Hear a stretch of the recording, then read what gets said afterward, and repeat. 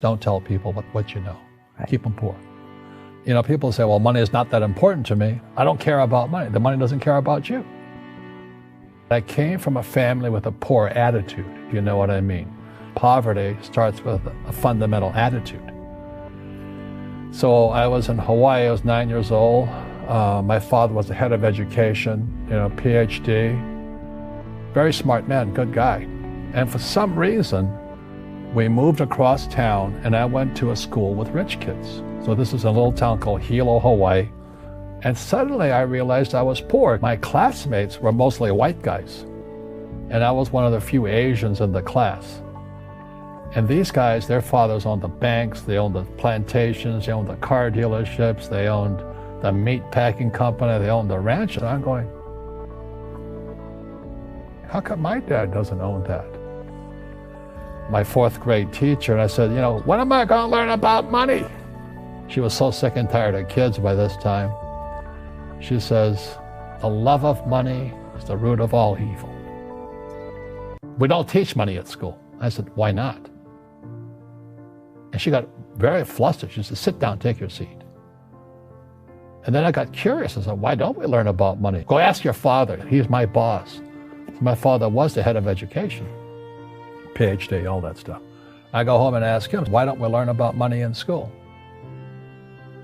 And he looked at me and says, because the government doesn't let us teach that subject. And I thought that was strange. And I said, but aren't we going to school to learn about money? He says, no, your job is to get a job. I said, but you get a job to earn money. He goes, no, you're supposed to just get a job. No. Isn't the purpose of a job to earn money? He goes, you're correct. I said, so why don't I just learn about money? I can skip the job part, And he got flustered and he said, why don't you ask your best friend's father about money? And I said, why? That's Mike. So I asked him. He says, because Mike's father is an entrepreneur. And I said, what are you? He said, I'm an employee. I'm a government employee. Oh, what's the difference? He says, the difference is an entrepreneur must know about money, or they're no longer entrepreneurs. An employee doesn't have to know anything about money. I took my dad's advice and I trundled over to Mike's father's office and knocked on his door and I said, hey, I'm here, 9 years old. Teach me about money. My rich dad started teaching me about money on one condition. And that condition was he would never pay me. He says, the moment I pay you, you think like an employee. He says, that's the trap. Entrepreneurs work for free. And now I'm 9 years old, my head's going cracking in half. He says, you never want a paycheck. You understand that, kid? I said, okay, I got it. How do I make money? He says, that's what entrepreneurs figure out. So I would work for free and he would teach me about money. But the way he taught me about money was playing Monopoly. One day I got upset. We're playing Monopoly. He goes, no. What do you think we're doing? We're playing Monopoly. He says, what do you think we're doing? So I don't know.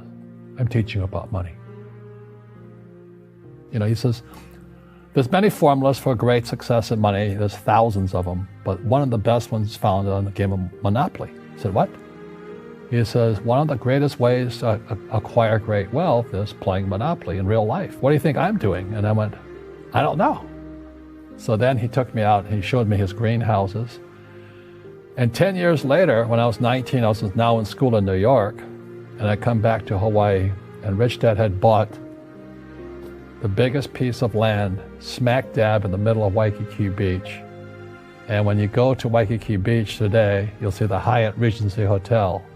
That was his hotel, just like the game of Monopoly. Acquired assets and they became bigger assets. So that's how I learned about money. And that's because he refused to accept a paycheck. He says that the moment you accept a paycheck, your brain goes dead. He says, as long as you're hungry, you'll think. And he was a great, great teacher. So today when people ask me what I do, I just say I play Monopoly. So I own greenhouses, I own big hotels, businesses. I'm just playing Monopoly. That's all I do. Because the school system will never teach you about money. The school system was designed to teach you to be an employee, which is important, or a doctor or a lawyer, a specialist. but never about money. So once I got old enough and I had already retired and I was rich, and it was kind of a social conscience, I have to share what I know. I play Monopoly in real life. I don't need a job. I don't have a retirement. I don't need a retirement. I don't want the government to take care of me. But I felt a social responsibility to teach. And that's what my rich dad did for me. We all have fear. It's just how you deal with it. You know, Einstein said, you know, imagination is more important than knowledge, but knowledge empowers imagination. And what most people lack is real business knowledge, like accounting, you know, like debt, like taxes. You got to know that stuff, but they don't teach it in school to anybody. Most teachers in school, they teach subjects they themselves don't practice. You know, I had the same problem in my MBA program. I got into arguments with the marketing teacher because the guy didn't have a business. And then I got into arguments with the accounting teacher because the accounting teacher didn't know accounting. I knew more about accounting than him because I actually worked in bookkeeping in my rich dad's companies. I'm not an accountant, but I understand accounting. So that was the end of my school years because I understood what a fake teacher is. A fake teacher is somebody who just wants a job and they'll teach anything. But they really don't know what they're teaching. For example, my calculus teacher, went to military school in New York, and I asked the teacher, I said, am I ever going to use this stuff? He goes, no. I said, why do you teach it? He says, get paid. Do you ever use it? He goes, no. And that's why, you know, one of the things I suggest to people, you got to find a real teacher versus a fake teacher. And a fake teacher is somebody who doesn't do what they teach. And a real teacher is doing what they teach every day. We're actually making our students weaker in school. Don't tell people what you know. Right. Keep them poor. It's in their words. When they say, I can't afford it or I can't do that, they go down. They become what they say. And I made so many people, I can't afford it. And my rich dad would say, poor people say, I can't afford it, I can't do that, I don't have time. Because it's an escape. It's an escape. Oh, I can't go to the gym. You know, when you could go to the gym. No, I can't. Truth is, I'm just too lazy to go to the gym. And your rich dad used to say what instead of, I can't afford it? How can I afford it? How can I do that? He says that a question opens a mind. When you say, I can't afford it, your mind shuts down and you become what you say. But the thing is that we become creatures of our own habits. And until we break the habit, we don't change. You know, people say, well, money is not that important to me. I don't care about money. The money doesn't care about you. I'll never be rich. Or the favorite one is the rich are greedy. It's the poor that are greedy. You know, if you think about it, because to be rich, you have to give something. I purchase real estate, I provide housing, provide jobs and all that. That's why I'm rich. But greedy people produce nothing.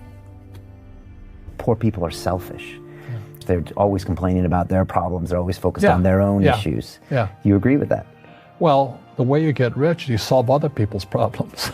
Right, that's how you create value. Yeah. Right. If you could cure cancer today, you'd be a trillionaire. Our schools don't teach that.